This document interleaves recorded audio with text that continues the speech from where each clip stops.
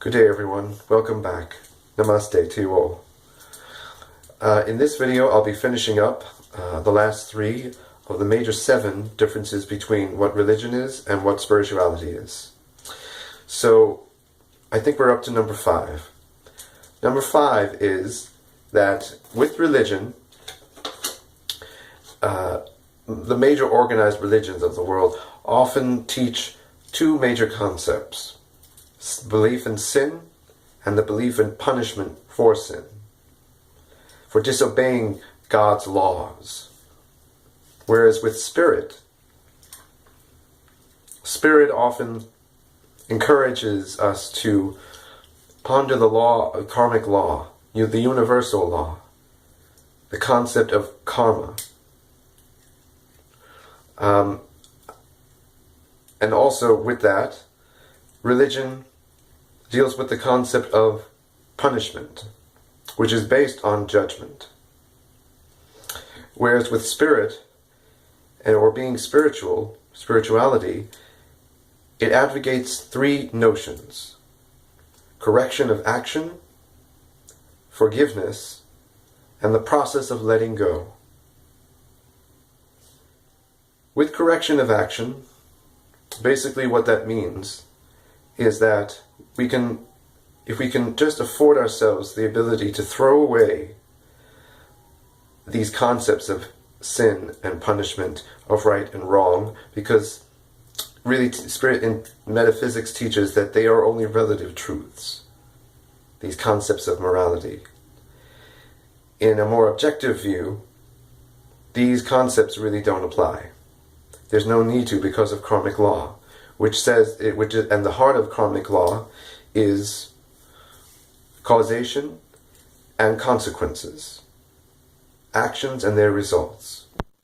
So instead of believing in right and wrong, good and bad, we have balanced and imbalanced action. We have harmonious and inharmonious action and states of being. So when we become more conscious of those differences between what harmonious action and states of being and inharmonious action and states of being are, we can then be able to correct those actions and sort of purify our karma. Also, forgiveness. Forgiveness is really for both, our sake and anyone else involved's sake. Forgiveness. Forgiveness sees that we are willing to let go of the anger, the resentment, these energies, these thought forms, these emotions of anger and judgment. They hold us back from living a more fulfilled life. We start trading away the power of our autonomy and giving others more power over us. The more we make the decision that whatever they've done, whatever they've said, whatever choices they have made, that we find or have had a negative effect upon us and our own lives, that we hold a grudge, and that pent-up energy of anger and resentment, it plays out as more of a detriment to our more healthy state of being. And lastly, there's also the process of learning how to let go. Once you have forgiven and opened up your heart space enough to do that, letting the hurt go, letting the offenses go, letting all that is holding you back and perhaps putting you in a state of stagnicity on any level of your being or any aspect of your life. It is often hang-ups and things we have carried with us from the past that need to be let go.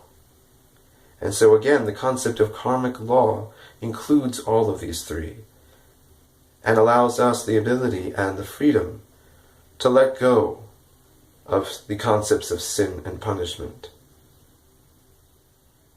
which helps our process of self-evolvement. Number 6, with religion, it advocates the notion of following and trusting in the experience of another, or some source outside ourselves, for the answers of what is true and what is right. Whereas with spirit, or in spirituality, it advocates the notion of trusting in your own experience, establishing and trusting in your own relationship with higher source, with God, whatever you call it, whatever name you give to it, whatever form you give to it. And also discovering on your own, by way of your own experiences, about what is going to be true for you. Because in the world there are many, many people who are more than willing and ready to tell you what to do and or what to believe more specifically. And so spirituality encourages us to discover what is true for ourselves and to trust that relationship with spirit. And also to create our own reality based on our own sense of knowingness. And lastly, number 7, with religion, again, it advocates concepts of that there is in fact a role God is to play in our lives. And that role, 2 roles, major roles, is that God is supposed to be the judge and the punisher, the sentencer of bad action. Whereas with spirit advocates the notion of God only being a creator. And because the 3 states, eternal states of Godhood, or omnipotence, omnipresence, and omniscience, all-powerful, pervading in all spaces and all places, God is everywhere. And lastly, that God is within the heart of everything. Everything in life, even rocks and stones and water and rivers. All these natural things, and residing within the heart of all natural things in the world is a spirit. Everything here in this world has a spirit in it, and it is all connected to higher source. So there's no need. Spirituality gets us to try and see that there's really no need for a judgment, for us to believe that the role of God should be of judge and jury and sentencer. Again, because we have something far better in place, far more in harmony with the way things truly are, which is the karmic universal law. So, those are really the major 7. There perhaps are more, but these are the major 7 that I've given you are really the foundation of those differences between what religion and spirituality is. Please stay tuned for my next video. I'm going to try and make these a little bit more often, because I know a lot of you have been asking for them, and I have intentions to do many, many more. So please enjoy the rest of your day, guys, and remember to remember. Namaste.